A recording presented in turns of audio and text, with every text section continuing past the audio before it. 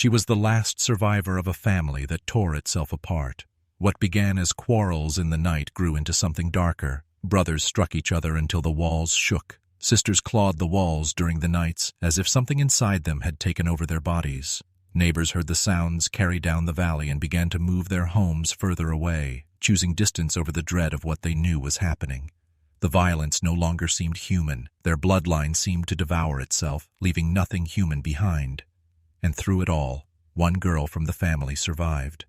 She watched her family collapse, and with each passing day, it was as if the house itself pressed her further into despair. She was the last one to be left alive, but not untouched. What turned a whole house into a place of madness and violence? And why did only one sister remain sane while everyone around her descended into madness? Before we go any further, I want to ask you, where are you watching from? And what hour is it over there right now? Leave your answer in the comments below. And while you are here with us, make sure you subscribe to X Archives so these accounts, sealed, buried, and almost forgotten, can be opened again. The cabin at the ridge's crest has stood longer than most can remember.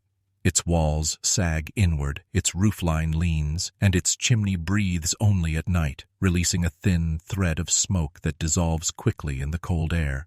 Those who have passed it on their way through the hollow remark that it never appears awake by day.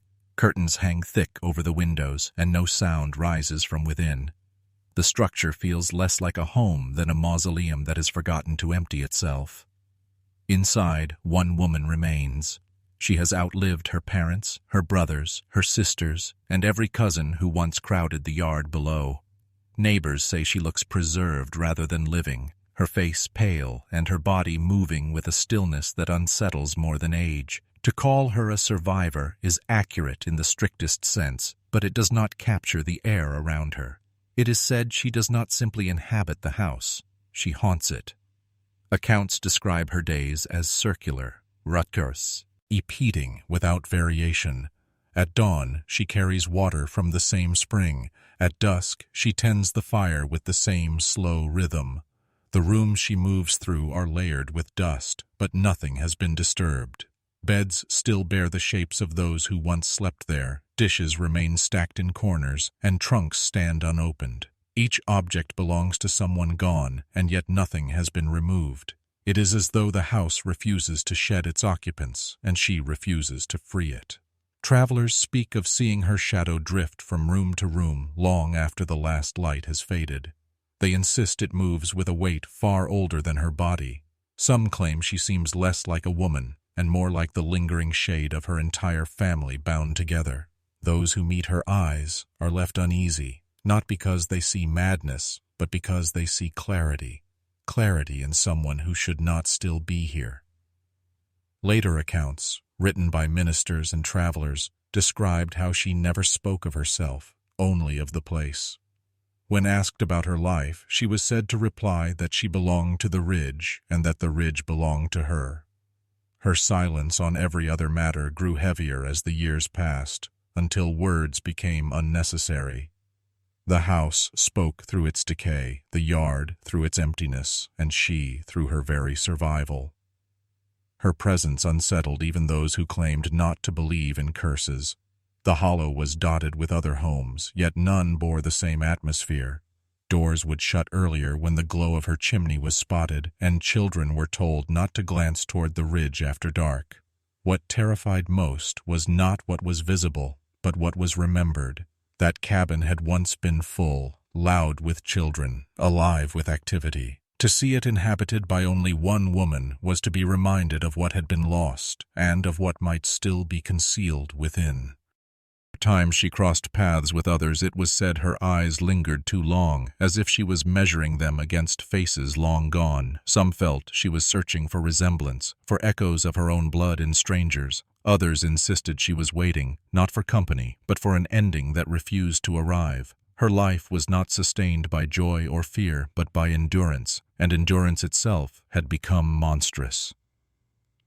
There are whispers that she walks through her home as if each room were a graveyard, each doorway a marker for someone who once lived but no longer does. She has been seen touching door frames lightly, as if greeting those buried invisibly behind them. To enter her home is to feel the press of generations still present, a crowd in absence.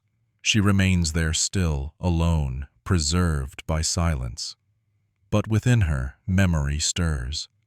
She has not forgotten the years before the quiet, when the ridge echoed with laughter, when her brothers and sisters were still whole, and when life appeared ordinary. Those recollections do not comfort her. They linger like a warning, for she knows what followed.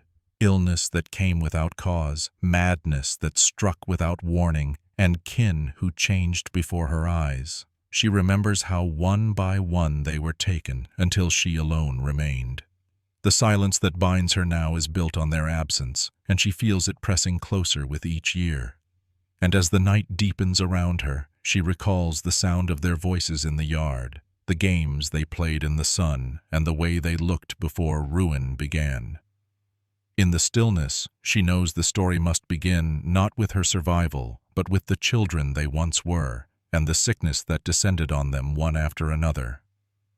She remembers a time when the cabin was filled with siblings, laughter, and life, before madness began to claim them one by one. In the earliest years, the family gave no reason for suspicion. The children played like any others, chasing one another through tall grass, their laughter rising above the hollow in tones that carried down to the valley. Bare feet left trails in the dust, and mothers' voices called them in from the fields at dusk. The girl who would one day outlast them all remembered these days clearly. They were the last season of innocence, and the contrast with what followed would make their memory almost unbearable. Change arrived quietly, without ceremony. One brother, once tireless in his games, began to tremble in the middle of a laugh, his body seized by fits that frightened the younger ones. Another, prone to mischief, grew suddenly violent, his play turning to rages without cause. A sister would stare for hours at the same corner of the room, as if something invisible occupied her attention. What began as isolated strangeness soon repeated across the others, each taken by a different affliction, none spared for long. The girl braced for her own turn. She waited each night for the first tremor in her limbs, the first hollowing of her thoughts, the first signs that madness had claimed her. She expected to wake to it as one wakes to fever, sudden and undeniable. Yet the days stretched into months, the months into years, and still she remained untouched. Her body stayed steady, her mind clear, her movements unbroken. She began to wonder if she was excluded, or if the illness was merely delayed, and would come upon her later with greater force. Her survival brought her no comfort. It marked her as different, set apart from those who were slipping away. She lived among them, but not with them. Where others muttered or shook or clawed at their own arms, she watched in silence, unable to help and unable to leave. Her endurance became a burden heavier than their sickness. She felt self-carrying the weight of every collapse, every fit, every unexplainable silence. It was not mercy that spared her, but a curse, for she alone bore witness as her family unraveled. The changes in her kin deepened. The laughter that had once defined their childhood disappeared, replaced by the sound of shouts in the night. Her sisters wept without reason, their cries rising and falling like wind through the trees. Her brother's eyes grew wild, and their hands quick to strike. She remained in the center of it, still unclaimed, still whole, but surrounded by a growing tide that made her clarity feel unnatural. To stay untouched in such a house was to live as the anomaly, the one who did not belong. The valley below began to notice. Outsiders who passed along the lower road heard the disturbances drifting down from the ridge. Screams, they said, carried in the dark, broken by sudden silences that chilled the listener more than the cries.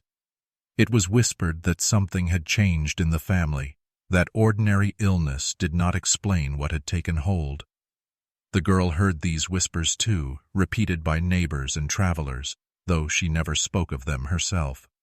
She kept her silence, as she always had, waiting for the next turn of the story. And though her brothers and sisters still moved around her, she sensed that the family she had once known was gone. What remained was a distorted reflection, each face carrying the memory of who they once were, twisted by affliction that had no name. Her survival no longer felt like endurance but like exile, and she knew it would not shield her from what was to come. Outsiders soon noticed strange violence on the ridge, and their whispers carried down into the valley below. Neighbors began to hear sounds that unsettled them more than the ordinary calls of a household. At first it was shouting, the kind that might follow disputes over land or work, but the shouting broke into screams, and the screams into abrupt silences that stretched too long. Those who paused on the road below reported hearing sharp cries cut short, as if smothered by something within the walls. In the ridge house, the ordinary rhythm of family life had given way to sudden ruptures. The girl, who remained clear while others faltered, saw it unfold more closely than anyone. She witnessed her brothers strike each other with bare hands until their knuckles split, their blows falling without reason. She saw her sisters claw at their own arms as if trying to rid themselves of something hidden beneath the skin. These were not quarrels that ended with apology or rest. They were storms that came without cause and left wreckage behind them. The girl stayed apart, not through choice but through necessity. She had no share in the fits that claimed them and no remedy for the madness that boiled over. Later accounts described how her silence became a form of protection. By refusing to intervene, she avoided becoming a target of the violence. She stood in corners, watching while others collapsed into rage, her body still, her eyes fixed. The house was alive with sudden movement, yet she moved less and less. In her immobility there was both fear and endurance, a recognition that to survive meant to let the storm rage around her while she anchored herself in stillness. The neighbors below grew uneasy. They said the family had turned savage, consumed by their own scarcity, their own collapsing blood. Whispers spread that the ridge no longer belonged to ordinary people but to something darker, something that had stripped them of restraint. Children were told not to dare near the path leading upward. Travelers avoided the road entirely, fearing to hear the cries for themselves. The house became less a dwelling than a warning, visible from a distance but never approached. Inside, the girl waited. She felt the pressure of their outbursts but never the blows themselves. Each time violence erupted, she braced for it to reach her, and each time it swirled around her as if she were absent from the room. In this absence lay the deepest horror. She was not spared because she was loved, nor because she was feared. She was spared because she was overlooked, unrecognized by her own kin, as if she had already been erased. Survival in such conditions felt less like being chosen and more like being dismissed. She endured the stillness that followed each outbreak, when silence pressed down so heavily that it seemed to carry weight. These silences felt alive, heavier than the screams that preceded them. They were not reprieves, but reminders that nothing had truly ended. The storms would return, and she would again have to stand motionless while others tore at themselves and each other. The violence did not dissolve the family, but twisted it further inward. The girl, though she feared each moment, began to understand that rage and madness were not tearing them apart, but binding them closer. The violence became part of their rhythm, as constant as meals once were, as familiar as the sound of footsteps in the yard.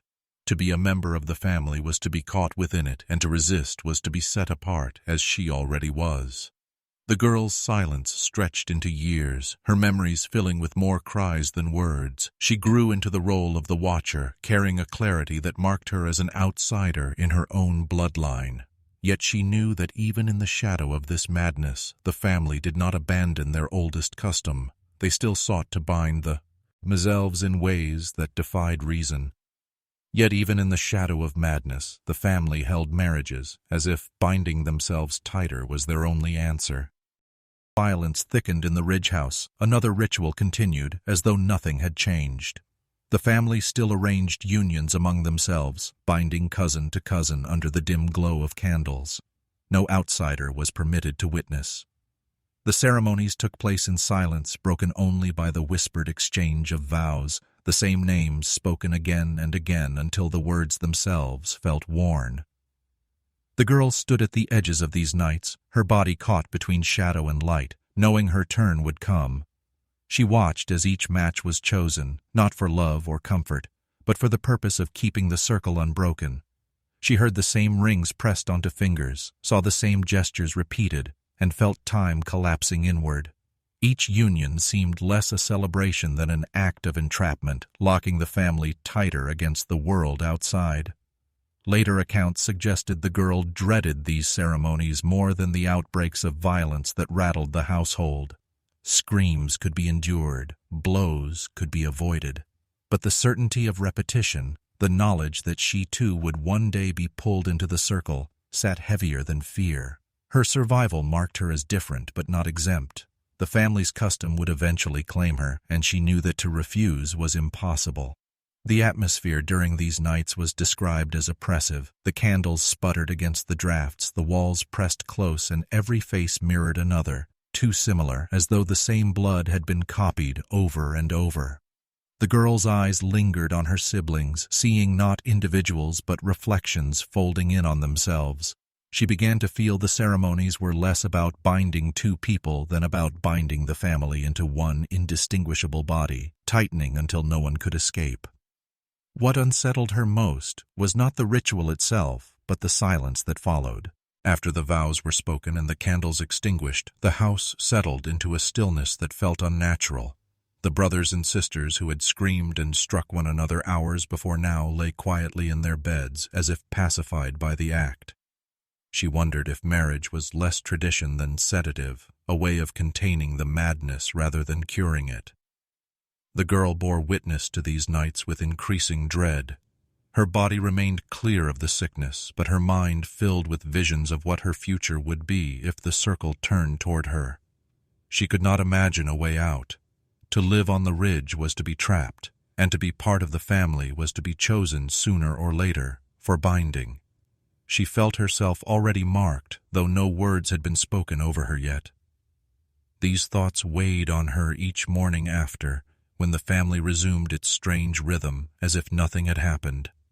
Violence and silence, rage and ritual, collapse and binding, each part of a cycle that never ended. She knew she could not resist it forever. Her endurance only delayed the inevitable, and the inevitability chilled her more than the screams in the night. It was in the midst of this dread, when she was most certain that her turn approached, that something changed. The pattern of inward collapse was interrupted by a sound unfamiliar to the Ridge house, a knock at the door, firm and deliberate. An outsider had come up the path, carrying not food or comfort but papers in hand, demanding something the family refused to give. But before her moment arrived, an outsider came up the ridge, a man with papers in hand and questions the family refused to answer. That the man climbed the ridge near dusk, when the valley below was already darkening and the air carried a cold stillness. He came not as a visitor or neighbor, but as an official, carrying a notebook under his arm and the weight of the county's demand upon his shoulders. His task was simple, recorded in every township: to count, to gather names, and to ensure no family was lost to omission. For the Ridge house, this arrival was not a courtesy, but an intrusion. The girl was the first to step forward. She had seen him approach from the yard and understood before he even reached the door what his errand would be. She is said to have warned him softly, asking that he leave his task unfinished. Her words were not resistance for their own sake, but a plea born of knowledge. No one inside the house would give what he sought, and his insistence would only draw harm. Yet he treated her warning as superstition, little more than fear disguised as refusal. He insisted that the law was stronger than whatever silence her family claimed, and pressed onward toward the door. What happened next became the defining moment of the ridge in the eyes of outsiders. As the census man tried to step past her, the cabin door burst open with a force that startled even her. One of her brothers rushed into the yard, his face already twisted with a fury that seemed larger than the situation. Without hesitation, he struck. The act was sudden, brutal in its swiftness, and left the census man collapsing into the dirt before he had time to call out. The girl later remembered not the sight, but the sound. The dull impact, the breath forced from his chest, and the silence that followed carried more weight in her memory than the violence itself. It was as though the ridge had absorbed the sound, swallowing it before it could carry down into the valley. In that silence, she knew something had shifted. The family's secrecy was no longer passive. It had become lethal. By morning, the evidence of his presence had been erased. His body was buried in shallow earth behind the cabin, a grave without a stone, his notebook discarded where no record would be seen. No search was mounted from the county below, or if one was, it left no trace in later accounts. His name, once written in his own hand across official pages, vanished into absence. The ridge became a place where record itself faltered. For the girl, this death did not change her survival, but deepened its weight. She had tried to warn him and been dismissed. She had stood in the yard, powerless to stop what followed. His burial, carried out in silence before dawn, seemed to mark a threshold. The house was no longer one of illness and ritual alone. It was one that had crossed into open violence against the outside world. She began to feel that the danger she lived among was no longer contained within walls, but seeped outward into the very ground. The family spoke little after the act, but their silence carried a different quality. It was not secrecy, but something darker, as though they shared a single thought, a single satisfaction in having driven the outsider away forever. Their stillness grew heavier, and the girl sensed that the balance of the house had shifted in ways she could not yet describe. In years that followed, it was said no census men returned to the ridge. Word spread quietly enough that those charged with record-keeping chose to leave the place blank, a gap in the ledger that no one wished to correct. Where names should have been, there was only absence, and absence itself became their preservation. The girl, still unclaimed by madness, now stood in sharper contrast than ever. She alone remembered the sound of the man's body striking the earth, and she carried it like an unwanted witness. His death lived on inside her even as it was buried outside. After that killing, something inside the house began to shift, their strangeness no longer subtle but consuming. After the census man's disappearance marked a turning point. Whatever had lingered as secrecy or oddity within the house began to swell into something heavier, impossible to overlook. The girl, still clear in mind though strained in spirit, noticed it before anyone else. Her kin, who had once moved about in their chaos of quarrels and sudden silences, began to show patterns stranger than violence. She saw them laugh together at nothing, not laughter that arose from a jest or story, but bursts of sound that came at once, from several mouths, with no cause and no joy. Their eyes glistened with an unnatural brightness when it overtook them, and when the noise ceased, they returned to silence as if nothing had occurred. These shared eruptions left her more unsettled than screams.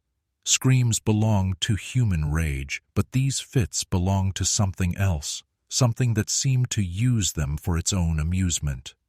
There were times when her brothers and sisters muttered together in low voices, their words indistinct, overlapping until no sentence could be separated from another. To listen was to feel dizzy, as though the sounds themselves carried weight enough to drag the mind downward. She heard them speak half-phrases that others finished, words caught mid-air and completed by different mouths.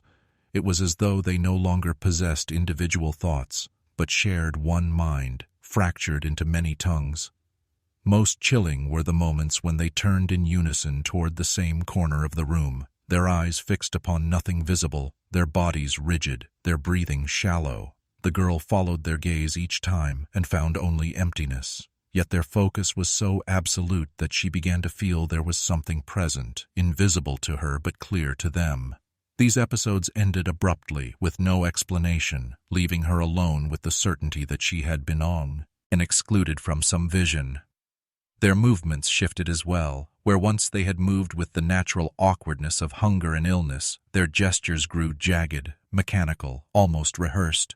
She saw hands twitch in the same rhythm, heads tilt at the same angle, shoulders rise and fall as though pulled by a single string. Even in rest, they mirrored one another, and she alone broke the pattern. Her stillness, once her shield, now betrayed her. She knew that if she spoke, her clarity would set her apart even more, so she kept silent.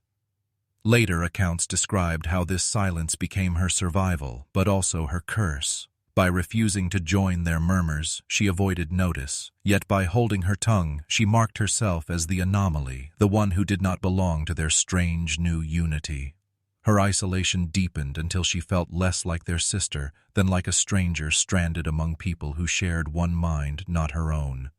The weight of living in such a house pressed upon her until she felt herself fraying, not from madness, but from the effort of remaining sane among the broken. Each day carried a new distortion, each night an echo of something that could not be explained. She endured, her clarity intact, but clarity itself became unbearable. It forced her to recognize the gulf between herself and them, and that gulf widened with every passing season. In time, the family's oddities swelled further, too consuming to be dismissed as illness or eccentricity. The girl came to realize that what remained of her kin was not simply afflicted, but changed, as if their very minds had been emptied and filled with something else. It was no longer secrecy that defined the house, nor even violence, but a madness so dense it seemed to drag the walls inward, bending the house down upon itself. Soon their oddities swelled into full descent, and the house itself seemed to sink under too. The weight of madness. The house closed itself against the world, not with shutters alone, but with a deliberate sealing. Boards were nailed across windows though no storm approached, as though the family feared intrusion not from outside, but from within. Those who passed on the lower road reported hearing hammer blows in the night, followed by sudden cries that ended in silence. What little light escaped the cracks seemed less the glow of a home than the warning of a place unraveling. Inside, the girl saw what no outsider would ever record. The house pulsed with unrest, shouts rising and breaking into violent crashes as doors slammed with such force it seemed the house resisted its own inhabitants. At night, she heard her brothers and sisters striking one another in the dark, the blows muffled but the aftermath visible in the morning. Stains spread across the walls, crude reminders of conflict that neither ceased nor cleansed. The violence became less about quarrels and more about compulsion, a rhythm no one could stop once it began. She learned to move like a shadow among them, slipping from corner to corner, remaining unseen while the madness surged through the rooms. Her clarity separated her as surely as any wall. She resisted the pull that claimed them, but resistance left her isolated, marked as the odd one among the broken.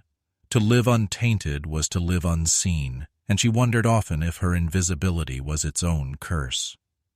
Later recollections described her as breathing madness like air, surrounded by it without ever being taken in. Yet this endurance did not shield her from the weight of witnessing. Each outburst carved itself into memory, the sudden crash of a chair, the slap of flesh against flesh, the thud of bodies colliding. These moments blurred together, leaving her with the sense that time itself was unraveling, each day no different from the one before, each night marked by fresh ruin. Her survival meant retreating further into silence. She did not speak, for speech might have drawn notice. She did not intervene, for intervention would have made her a target. She stood apart, though not untouched, her mind frayed by the constant awareness that she alone remained intact. The family that had once surrounded her as kin now moved as adversaries or strangers, their faces more familiar in violence than in love. It was during these weeks that the girl began to feel the house itself had grown hostile. The boarded windows denied sunlight. The doors slammed with a will of their own. The walls echoed with cries that seemed to originate not only from throats, but from the very beams. She no longer knew if the family drove the house into madness or if the house had seeped into them until no boundary remained. The descent was total, and yet it carried no climax. It did not end in fire, nor in flight, but in an exhaustion that settled over every room. One night, without warning, the shouting ceased, the rage dissolved, the cries no longer tore through the dark. The silence that replaced them was not relief, but something worse. It carried weight, pressing against her chest until her breath caught. Silence, she found, could wound more deeply than sound. Until one night it all stopped. The noise, the rage, the cries. Silence took their place, and silence was worse. After the last outburst was unlike any that had come before. The lamps were lit as usual, their glow seeping through the cracks in the boarded windows, but no voices rose to fill the house. The girl sat awake, her breath uneven, waiting for the next crash, the next scream, the next blow struck in the dark. None came. The stillness pressed against her chest, heavier than the shouting had ever been, as though silence itself had grown thick enough to smother. She moved cautiously from room to room, expecting at any moment to stumble upon the aftermath of some hidden violence. Instead, she found her brothers and sisters still, their eyes closed, their bodies lying without motion. Whether they slept or only mimicked sleep, she could not tell. Their breathing was shallow, almost absent, yet no trace of struggle marked them. For a family that had torn itself apart in rage, this sudden calm felt less like peace than like absence. Later accounts suggested that she remained awake for the entirety of the night, unable to close her eyes for fear of what might emerge from the silence. She sat with her back against the wall, counting the flickers of the lamps as they burned low. The flames seemed louder than the people, every sputter echoing in the stillness. She thought often that she would have welcomed another cry, even another burst of violence, if only to prove the house still held life. Instead, the only sound was her own heart, beating with a weight she had never noticed before. By morning, the lamps guttered out. The house was motionless. She waited for her kin to rise, but none stirred. She walked the corridors, her footsteps echoing in spaces that had always been filled with noise, but the rooms returned no answer. Each corner felt occupied not by the living, but by a residue of what had been. She realized then that silence itself could be a form of haunting, as suffocating as the screams had been. She did not know whether her family had chosen this quiet or been claimed by it. Some lay as though exhausted, others as though emptied of will. She felt herself the last tether of awareness in a house that no longer seemed to hold minds at all. Madness had consumed the air for so long that its absence seemed unnatural. The silence stretched across the walls and floors until it seemed the house itself had stopped breathing. Her survival in such stillness brought no relief. It only marked her further as separate, a witness in a home that had become less human with each passing hour.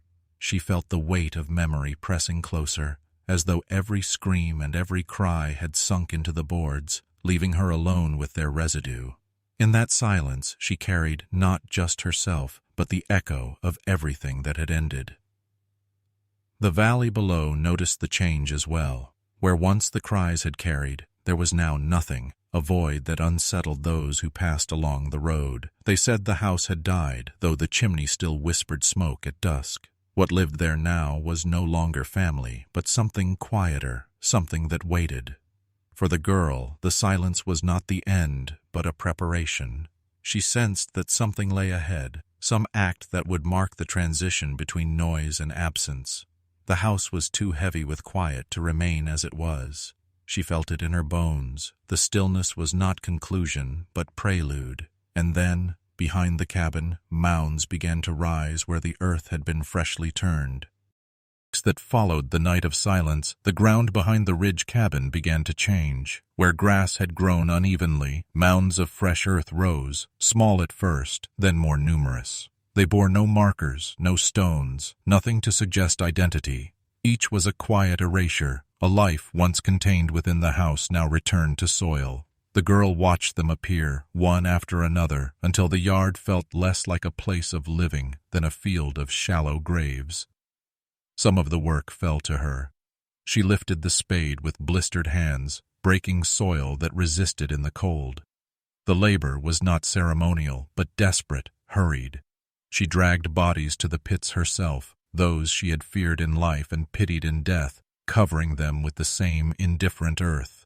Later accounts suggested that she performed these burials without tears, her face fixed in an expression that carried more fatigue than grief. Survival allowed no space for mourning. The silence of the house stretched into the yard. No prayers accompanied the burials. No words were spoken over the pits. The only sound was the scrape of earth against the spade and the dull thud as soil fell back onto the forms beneath. In time, she ceased to think of them as kin. They became shapes to be covered, shadows to be removed from sight. Yet with each grave she felt her own name being drawn closer to the earth, as if every burial marked not only a death but her narrowing distance from it. The graves multiplied until they outnumbered the living, each mound pressed against her mind, a reminder that she remained when logic suggested she should not. She began to wonder why she had been spared the afflictions that claimed the rest. Each shovelful of soil deepened her suspicion that survival was not a gift but an assignment, one that tethered her to the ridge against her will. To live when all others fell away was to bear the full weight of what they had become. Her hands blistered and tore, blood mixing with dirt until it was impossible to distinguish wound from soil. She endured the work because no one else would, because the earth itself demanded it. She buried not just bodies, but the memory of voices that once filled the yard. Each pit closed over a fragment of her childhood, leaving her with silence too heavy to carry. Her endurance stretched into something unnatural, a form of survival so stark it began to feel like punishment. Later, whispers suggested that those who passed the ridge noticed the change in the earth. Travelers spoke of the smell of raw soil carried on the wind, though no crops had been planted. Some insisted the ground seemed to sag under the weight of the burials, as if the hill itself resented what had been placed inside it. From the valley below, the cabin stood unchanged, but the land behind it grew heavier, tilled by grief no one would name. The girl, alone in her labor, felt the past pressing against her even as she worked. Each grave reminded her not only of what she had lost, but of how she had been raised. The lessons whispered into her ear as a child now returned with new meaning, their weight clearer than before. She began to understand that her endurance was not chance, but design. And in her solitude, memories of her strange upbringing came back to her with new meaning. For silence settled over the ridge, the girl had been shaped by lessons that reached her in whispers. She remembered them as fragments, instructions pressed into her ear during the earliest years. Never leave the ridge, never speak more than necessary, never hold the gaze of an outsider. At the time they seemed no more than the strictures of a severe household, rules that governed her days as naturally as the rising and falling of the sun. Only later did she understand that these were not common lessons, but preparation for a life that would demand more endurance than any child could foresee. She recalled how silence had been enforced in ways subtle and severe. A word spoken at the wrong time could draw a hand, a look, or a night shut away. Endurance was learned through small punishments, each one teaching her that survival depended not on expression, but on restraint. She came to know the shape of the house not as a dwelling, but as a series of boundaries she was forbidden to cross. Every door taught her the lesson of limitation, every wall the meaning of confinement. Later accounts suggested that these lessons hardened her against collapse. While her brothers and sisters were undone by fits, rages, or long hours of staring into nothing, she remained steady. She had been taught to bury her impulses so deep that nothing inside her could rise to the surface. The very instructions she once resented became her armor. Each whispered warning turned into a barrier that shielded her when illness or madness struck the others. Where they succumbed, she endured, but endurance left her marked as different.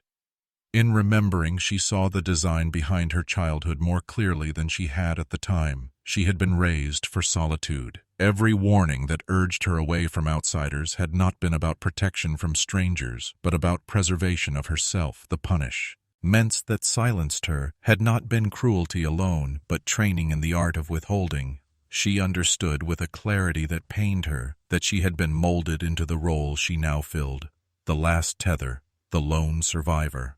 This realization did not comfort her. It left her with the sense that her survival had never been chance. It had been engineered, shaped by hands long gone. She could no longer separate her endurance from their intention. Every night she lived beyond them felt less like her own achievement and more like their lingering control. She wondered if survival itself had been forced upon her, and if what seemed like clarity was only the shadow of their design. The weight of these memories pressed more heavily in her solitude. To carry the lessons meant carrying also the voices that had spoken them, the punishments that had enforced them, the shadows of those who had collapsed in spite of them. Her silence was not simply her own. It was the echo of her upbringing, repeating itself through her in every breath. She realized she had become less a person than a vessel, carrying forward instructions from a house already buried. Her endurance, sharpened in childhood, had kept her alive while others fell away. Yet endurance also kept her tethered to the ridge, bound by rules she could not shed. She knew that no matter how much ground she covered with graves, she would remain where she was, carrying lessons that tied her to soil and shadow. And while she bore these memories, the valley below had begun to speak. Stories were told by those who had never climbed the ridge, stories that turned her family's silence into legend, their decline into curse. Her own image was carried in whispers she had not chosen, reshaping her into something feared. Yet while she carried these memories, the valley below was speaking its own stories about her cursed family. Silence and graves had remade the ridge. The valley below had already begun to weave its own stories. Parents warned their children never to climb the path, never to wander near the tree line that led upward. Some went so far as to tell them not to look at the cabin at all, for even a glance could carry misfortune. The house became more legend than dwelling, a shadow that loomed in their cautionary tales. Stories spread quickly in such places, moving faster than fact. They said the blood of the family had folded in on itself, collapsing until no line remained unbroken. They spoke of curses rooted not in sin alone, but in repetition, of a household that had turned away from the valley and paid the price by devouring itself. Some insisted that the ridge carried no more people, only echoes. Others whispered that something worse than people remained. Whatever truth lingered there, no one wished to uncover it. The girl was aware of these whispers. At times, she even stood in the yard deliberately, where she could be seen from the road below. She did not speak, did not gesture, did not call attention to herself in any way. She only stood, a pale figure against the weathered boards, letting her presence confirm the stories told in the valley.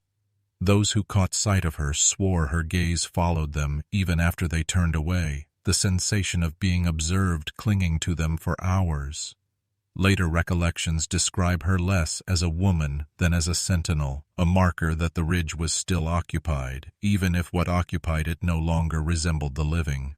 The neighbors carried her image in whispers, repeating details until they hardened into belief. They said she was the last of a line cursed beyond repair, kept alive not by mercy, but by punishment. Some claimed she was waiting, though for what no one could say. Others insisted she was proof that the ridge itself refused to empty, that it would always demand at least one body to inhabit it. Her endurance was not admired. It was feared, transformed into a symbol of contagion rather than resilience. The girl bore these perceptions in silence. She neither denied nor invited them. Her survival was her only reply, and survival was a language no one below understood.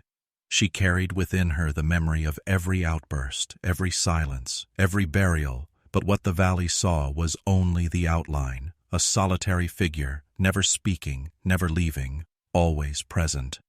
In their eyes, she was not a survivor, but a warning. This estrangement marked the final separation between her and the world below. The family had collapsed inward, the house had sunk into madness, and she had been molded to endure. Now the valley itself closed its doors to her, sealing her away in stories that kept her as distant in memory as she was in life. No visitor came up the ridge, no hand reached out. She was watched but never approached, spoken of but never spoken to. Yet no story, however detailed, could explain what came next. The ridge was not only cursed by memory and silence, but by hunger. The earth itself began to fail, the fields producing nothing, the livestock collapsing in their pens. What had once been explained as curse or madness soon revealed itself as something more physical, more consuming. Survival, already cruel, grew crueler still. But soon, no story could explain the hunger that set in, gnawing at the family until even survival became violence. Signs were small, stalks that withered before ripening, animals that stumbled on legs too weak to hold them.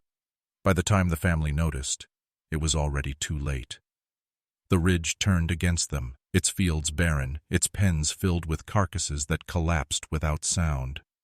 What had once been scarce became absent, and hunger began to shape every hour of their days. Her brothers, once fierce in their violence, grew desperate in their rivalry. They fought like animals over scraps that would not have satisfied a child, each one lunging with the madness of a body unmoored by need. Plates clattered, teeth bared, and every meal turned into a battleground. She did not join them.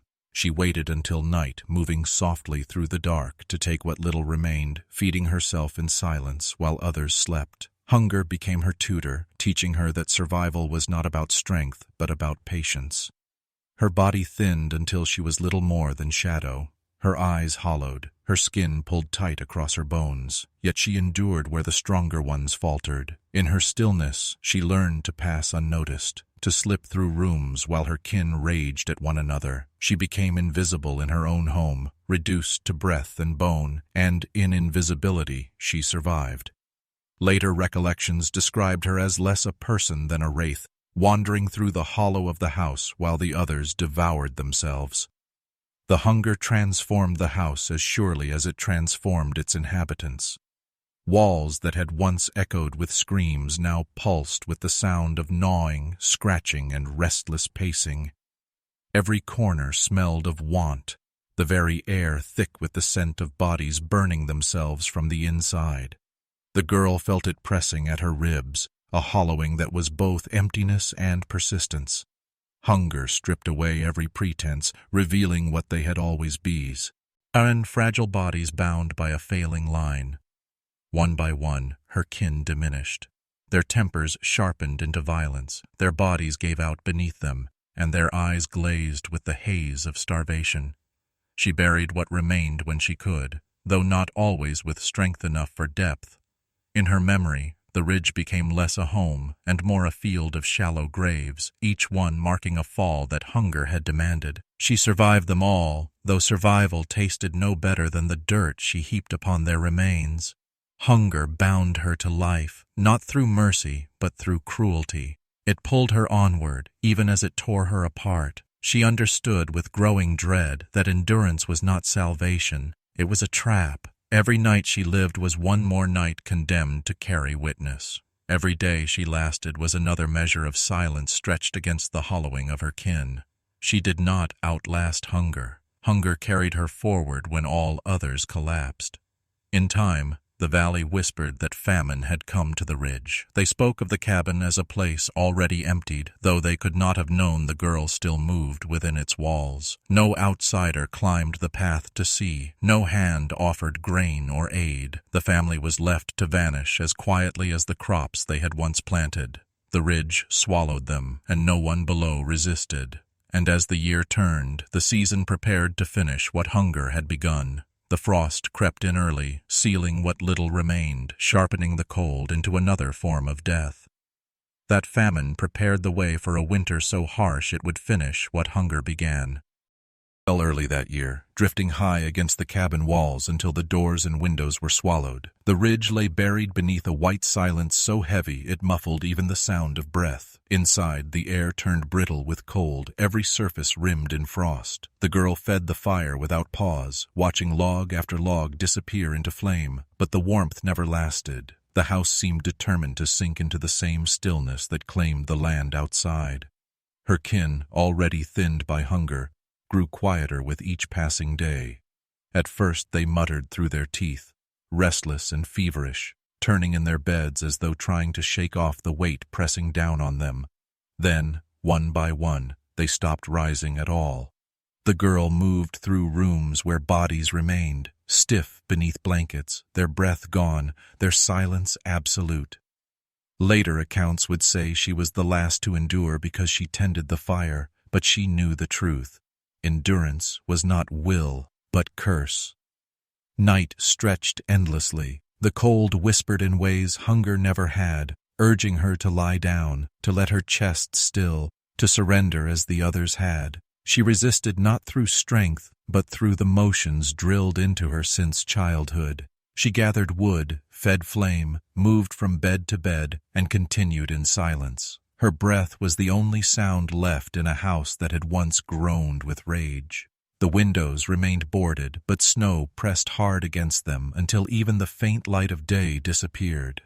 The girl lost track of time. Hours blurred into one another, punctuated only by the hiss of burning wood and the dull thud of her own heart. She began to see the cabin less as a place of shelter than as a tomb filling with ash and smoke. She did not know if she lived inside it or if the house itself had swallowed her. At times she felt she was the fire rather than the one feeding. Its crackling became her pulse, its smoke her breath. She endured because it endured, and she feared that if the flames ever guttered out, she would vanish with them.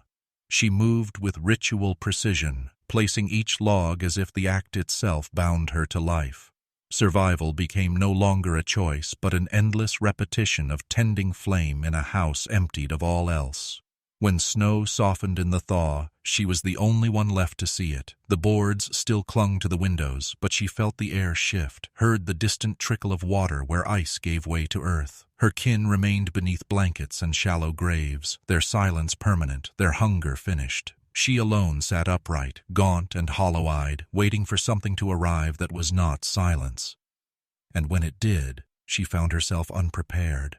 For as the thaw opened paths again, footsteps rose up the ridge, steady, deliberate, belonging to men who did not yet know what they would find. When the thaw came, she was the only one alive to meet the eyes of the men who climbed the ridge. Thaw opened the ridge. Men climbed it for the first time in months. They were not neighbors, but authorities and churchmen, sent less by duty than by rumor.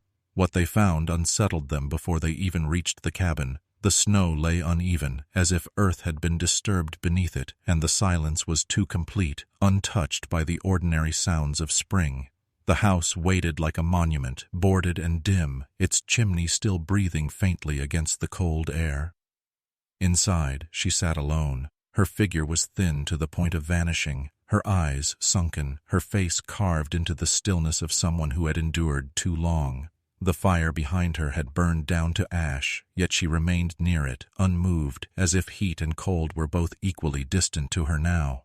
They asked her name, but she did not respond. Later accounts would say she refused, though others insisted she could no longer remember.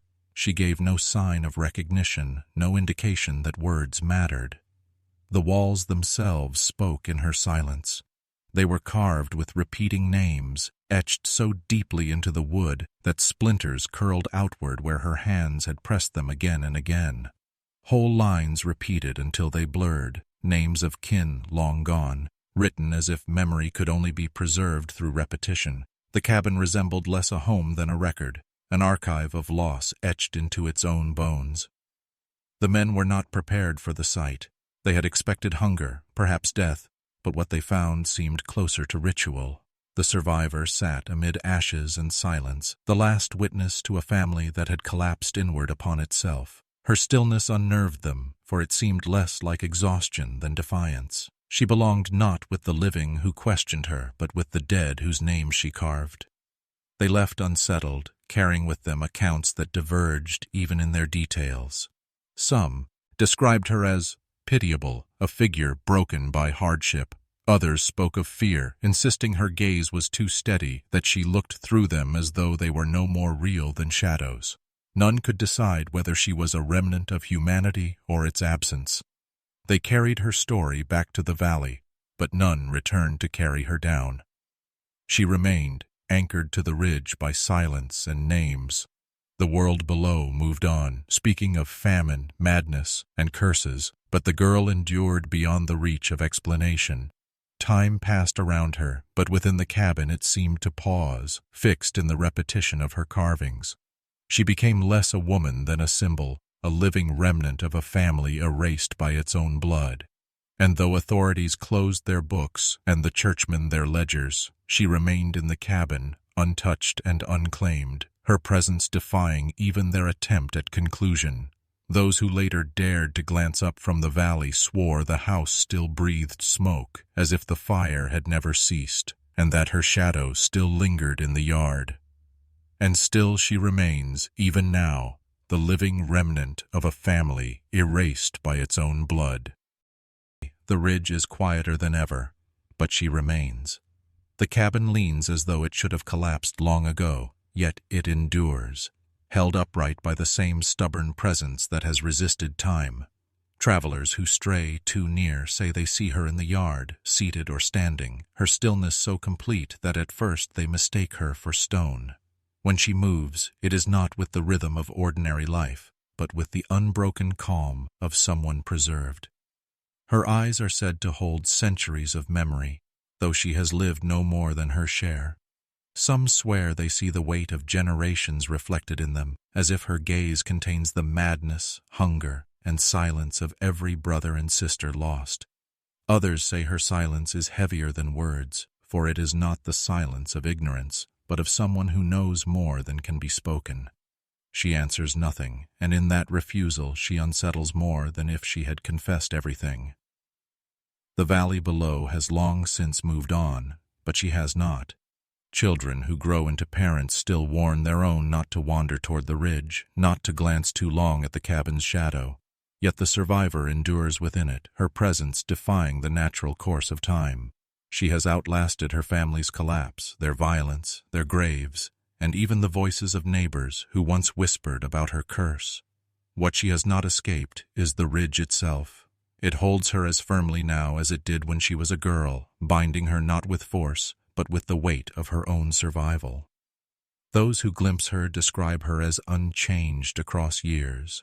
Some recall her gauntness, her hollow eyes, yet when they return decades later, they say she appears no older, only more worn into place, as if she is part of the house itself.